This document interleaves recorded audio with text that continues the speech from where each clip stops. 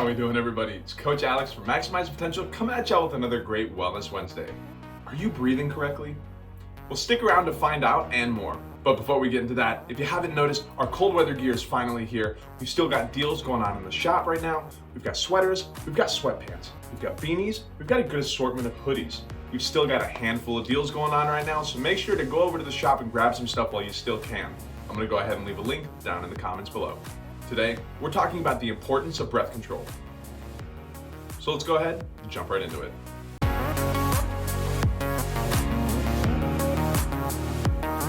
Proper breathing is pertinent to optimizing our performance in the gym. It allows for more efficient power transfer with more explosive exercises. It's going to allow us to mediate muscle burn and fatigue more efficiently.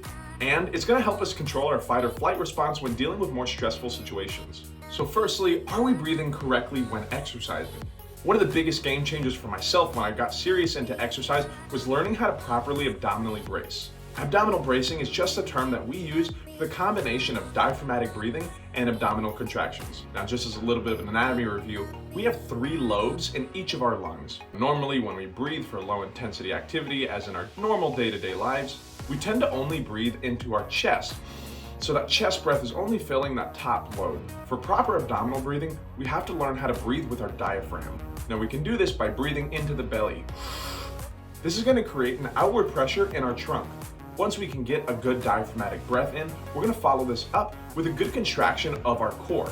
Now, that's going to place an opposing force on that internal pressure. Now, these opposing pressures are going to create a brace around the body that's going to help protect the low back and allows for proper transfer of power through the hips and through the core.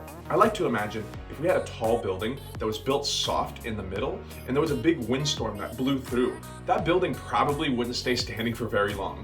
So knowing how to correctly abdominally brace is going to be hugely important for these more explosive exercises.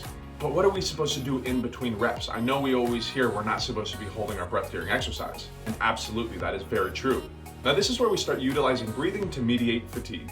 As we exert ourselves during exercise, we're burning oxygen and we release CO2, nitrogen, hydrogen, among other things. Now, when our CO2 levels become excessive, a condition known as acidosis occurs. Studies have shown that the increasing number of hydrogen and carbon ions in our blood turns our blood acidic. It's commonly thought that lactic acid is to blame for a lot of our muscle burn, when in fact, it's the buildup of these trash gases. Now, our blood is normally slightly basic with a normal pH of about 7.35 to about 7.45.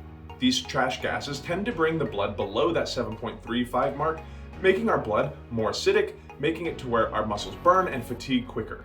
So, if we can figure out how to lessen the burn, this means that we can fatigue less and have more efficient workouts. Okay, great, now we have that nice diaphragmatic breath, we're braced in our core, now what do? As we descend into our rep, we're gonna be holding that breath, keeping that core nice and tight. Then, as we explode up, we're gonna exhale on exertion. As I mentioned, as we exert ourselves, we burn oxygen and we release trash gas, which makes us burn. So the quicker and more frequently we can mediate that buildup of said trash gas, the better. Now, there is one very important thing that breathing is going to help us do, and that's going to be to mediate stress. Now, to understand this, we have to know that we have 2 different nervous systems that control our bodily functions that aren't necessarily consciously directed. These are going to be things such as our breathing, our heartbeat, and our digestive processes. These 2 systems are going to be the sympathetic and the parasympathetic nervous system. That sympathetic nervous system activates our fight or flight when the body is under stress.